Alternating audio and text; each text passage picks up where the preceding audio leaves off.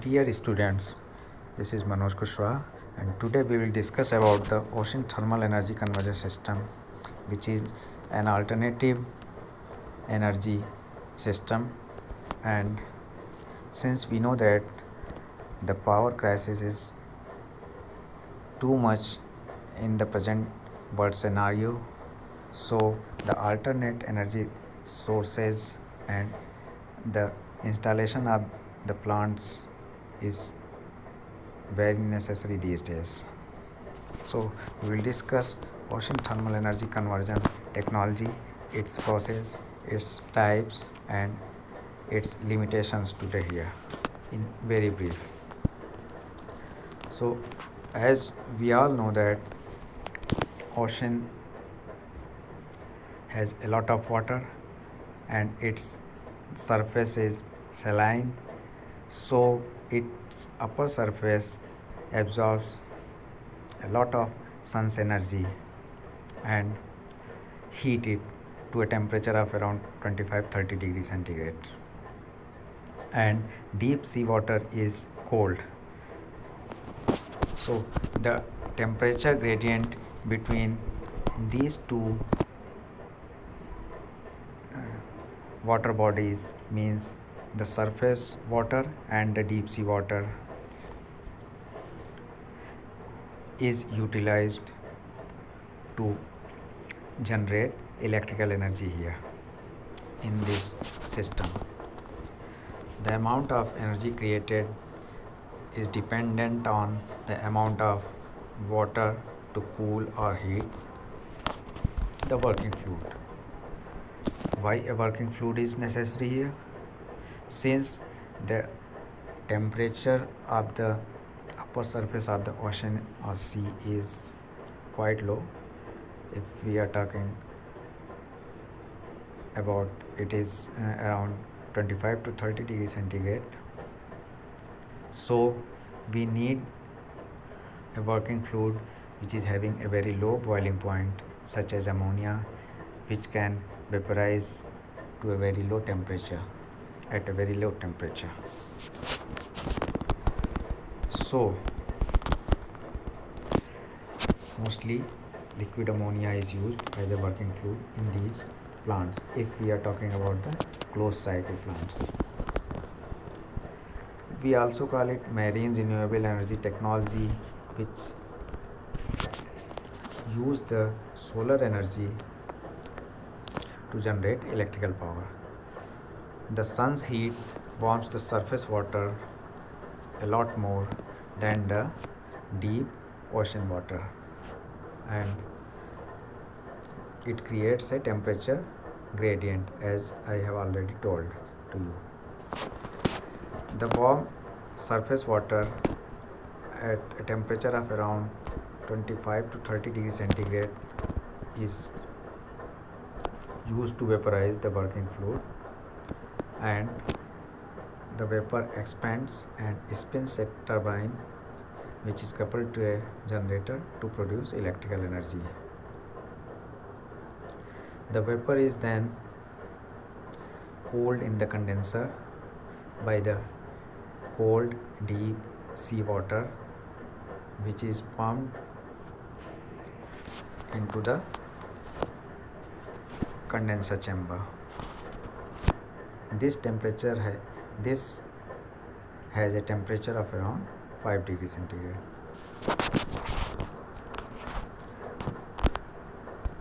The efficiency of this OTEC cycle depends upon the temperature difference between the upper layer water and the deep sea water. If the temperature difference is quite high, then higher efficiency can be achieved. The technology is therefore viable primarily in equatorial areas where the year-round temperature difference of around 20-22 degrees Celsius is obtained. If we talk about the available resources for the OTEC systems, I must say that earth is having a lot of water. Around 70% of the earth is water, as well as sun's energy is also everywhere in nature, in our atmosphere. So there is no limitation of available resources if we talk about the OTEC system. We just need to install the plant and use it in a proper way.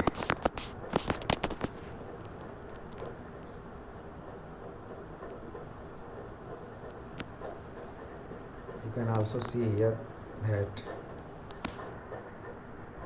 the amount of energy which can be generated by OTEC system is around 3 to 5 terawatts of total base load power, and it's about twice the global electricity demand.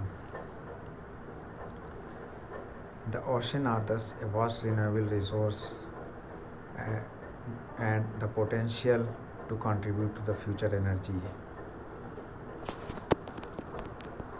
We have already discussed about the principle of OTEC system, that is how the temperature gradient is utilized to generate electrical energy.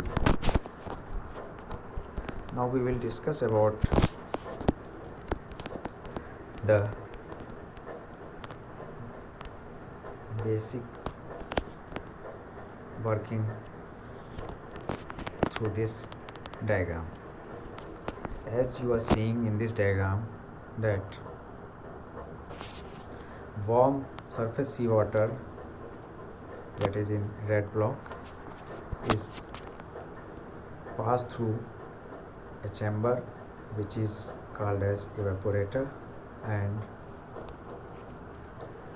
the working fluid is also passing through tubes into this evaporator, and while passing through this evaporator, the working fluid, which is in liquid form, turned into gaseous form because it has a very low boiling point, and these gaseous working fluid is in pressurized form pushed into the turbine and rotated, which is coupled to a generator and generate electrical energy, as I can see here and you can also see here. And the green lines are showing the passing of the working fluid in vapor form. Now from the turbine, the working fluid is going into the condenser, and where it is also in some vapor form. And here in this condenser, the cold deep sea water is pumped and it condenses the working fluid to liquid state, and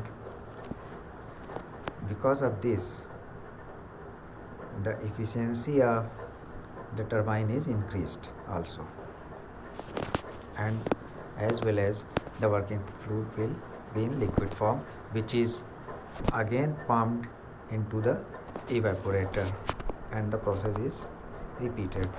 In this way we generate electrical energy through this OTEC system.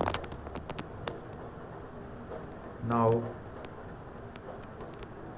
we will discuss about the various types of ocean thermal energy conversion systems. Basically there are three types of ocean thermal energy systems.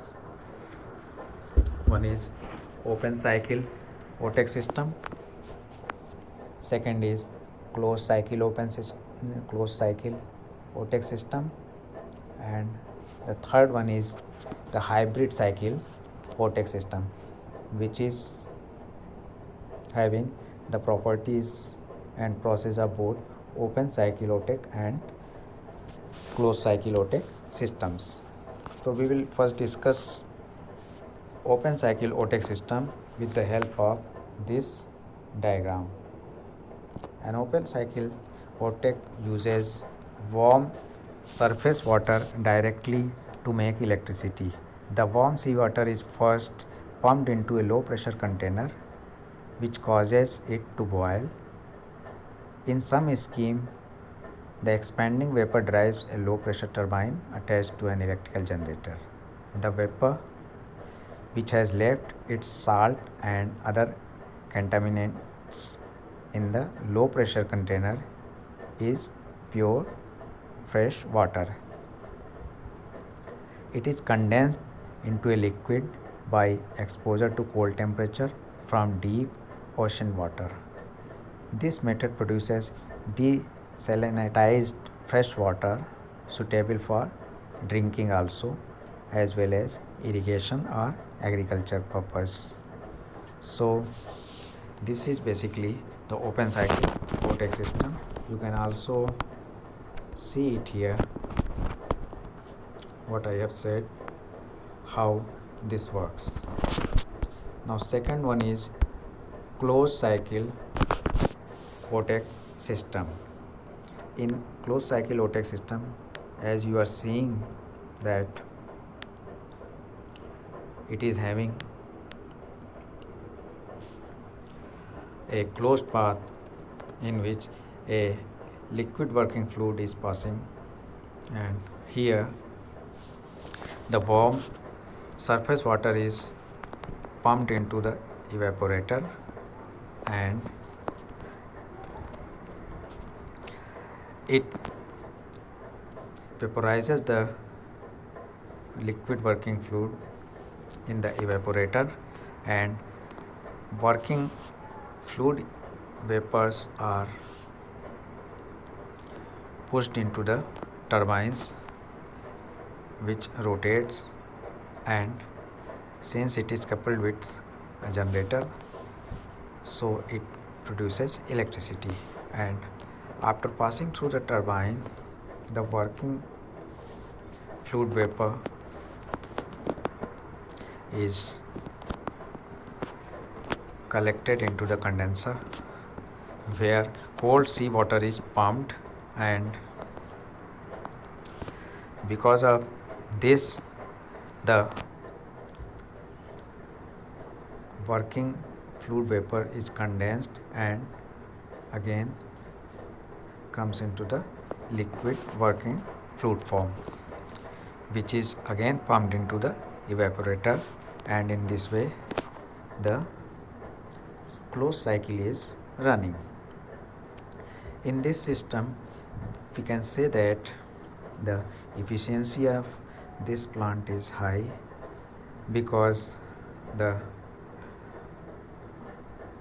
working vapor is obtained at a very low temperature,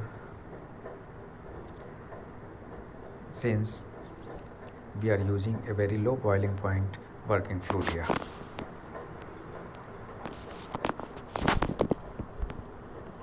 And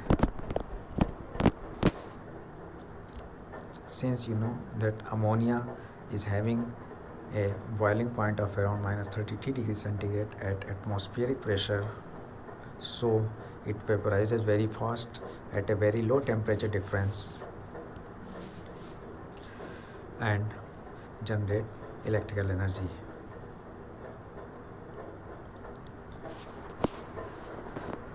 The advantage of closed cycle over open cycle is that, as I have already told you, that it has higher thermal efficiency, and since the heating is external, so any kind of fuel, even solid fuels having low calorific value, may be used in these plants. Also, there is no corrosion due to circulation of combustion product, and as the system is a closed one, so there is no loss of working fluid in this system. Also, the size of the turbine in closed cycle plants will be smaller as compared to open cycle plant for the same amount of output power generation. We can also say that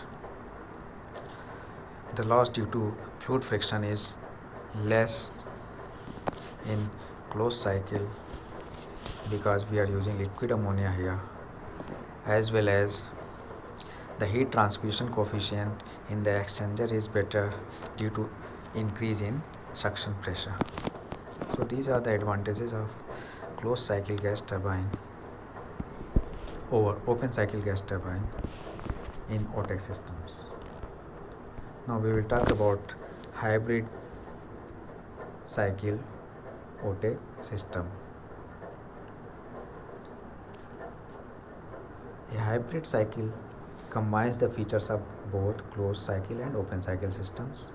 In this, a warm seawater enters a vacuum chamber and is flash evaporated, similar to the open cycle evaporation process.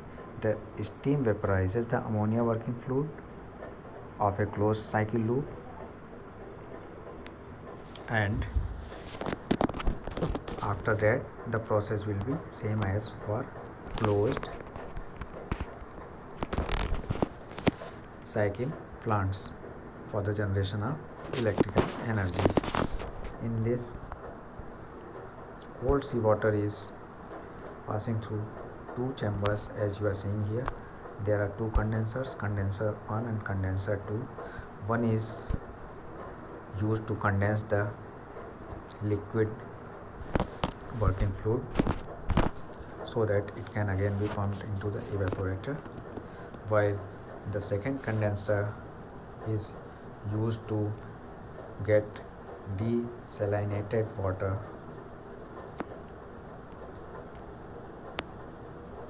and you can see these things here.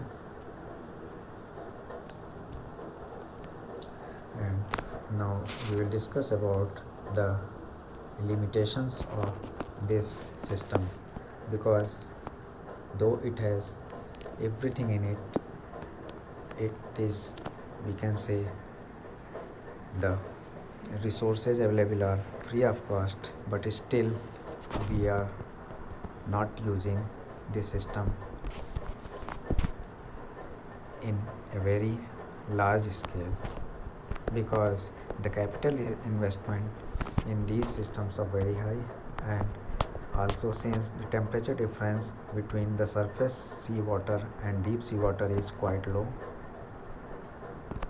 so the efficiency of most of the plants is very low, about 3 to 4%. Low efficiency of these plants and having high capital cost and maintenance cost makes these plants uneconomical, since large size turbines are needed due to low pressure of steam, so again the cost will be increased. So these are few of the limitations because of which OTEC plants are not used by many countries in the world. Also, there is environmental concerns of these systems, though we can say it is green energy, it just uses sun's energy and also the water, so there is not any danger of pollution, but still there are some habitat destruction at the time of installation of these plants. Cables and pipes are installed in the sea, and also working fluid ammonia is used, so the closed loop and hybrid system are of major concern, as these are using low boiling point working fluid such as ammonia, chlorine, etc. These potentially harmful things can leak into the ocean, and it may cause problem to the sea life, and it may create danger to the biodiversity. So these are the limitations of this plant, but still, as present scenario is, we have to produce much more alternative power, so many countries are using this technology, and India is also in the process of installing these plants. Thank you.